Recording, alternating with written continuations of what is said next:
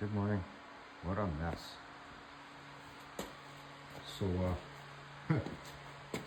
this is the aftermath over there.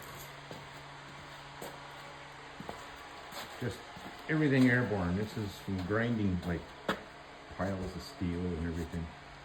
I gotta do a cleanup today. There's some remnants from the plasma cutting. So, did I tell you about the oil pan? This ugly thing. Ooh, this ugly thing. So, I've been using these guys. This is some kind of a brazing rod. And after I welded it, I had pinholes everywhere. I could see I probably could touch it up a little bit more. The stuff I could weld on the inside along in here, that worked out good. Oil drain plug doesn't leak, but you know, pinhole here and a pinhole there. So I started using this rod. Wow, works nice, but it's not for your average bear. Little expensive is the word we'll use. What's this stuff here? It's a silver safety silk, 45 FC. Nice stuff. But again, you gotta want to spend it. But then in order to make this pan not leak, that's what I had to do. So now the game plan is to clean this up. And I'm gonna hit it with the pressure washer, blast it off really good, and then should be ready for paint. I'll pressure wash it, and the inside I'll just spray down with some penetrating oil or something just to keep it from rusting, because it'll be a few minutes before I get the pan on this engine and fill it with oil. So a little bit of a mess on this side, not bad. So the goal is water test. No, I'm gonna give that pan a final cleaning in the nasty cabinet. And then I am going to clean the floor. And then I'm going to pressure wash it inside and out really nice with some soaps and stuff. And then squeegee the floor and the donor car comes in. And so while the paint is drying on the pan, I'll be working on the donor car. I have to get it in because we're going to get a little drop of snow this afternoon, so I want to get that sorted out. So I'm going to make some room in here and muck it out a little bit. And then while I'm doing that, I'll think about what I'm going to do with that brake booster. I got a plan, so I'll get on that shortly. Okay, well, without further ado, I'm going to blast that and then leak test, because if that flux seals a hole, then when I clean it off later, it'll leak. So I'll do it now and then I'll leak test. Everything's nice and dry at the moment, so I'll be able to pour another 4 liters of water in there. I'm sure water leaks easier than oil. Okay, back in a bit. Where's my tripod? Hey, where's my tripod? There it is. Okay, found it. Hey, it's starting to snow.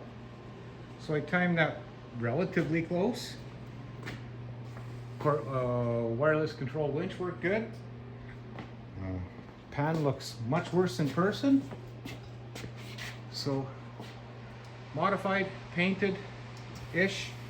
I'll give it another splash before I go in the house. Lincoln's in. I'm going to start ripping into it tomorrow. I'll air up the tire and I'll push it in some more. And that's where I'm working on it, I guess, right on under the hoist. So that's that. Once I figure out this standalone harness, I'll let you know. I'm thinking I can get it relatively operable. Yeah, so motor's sitting in there, no pan on it. I dropped that engine strut to that frame strut, and I dropped the idler arm, and the pan comes out. So that's nice. As you can see, it's wide open and clear. So even if this does develop a leak, Worst case is I can pull it out and fix it. And worst case is I can redo it and I have a spare pan. Also, I'm gonna get a pointy bit and I'm gonna ask a question. Because some of you guys are pretty smart out there. I need a pointy bit. This should work. That will. This one. Okay. I don't know if it's focused, if it's good enough to see. Right there. Right? That hole is where is it? That strut goes right there.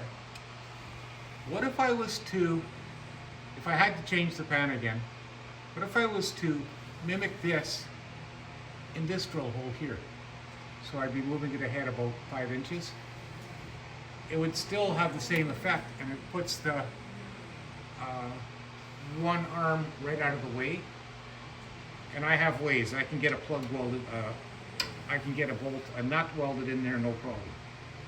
So that's the worst case scenario if I have issues with pan clearance or pan issues. Yeah, so that's it. I don't know. At this point, I'm not going to change it. I'm going to, next time the engine comes out, it's getting swapped over to the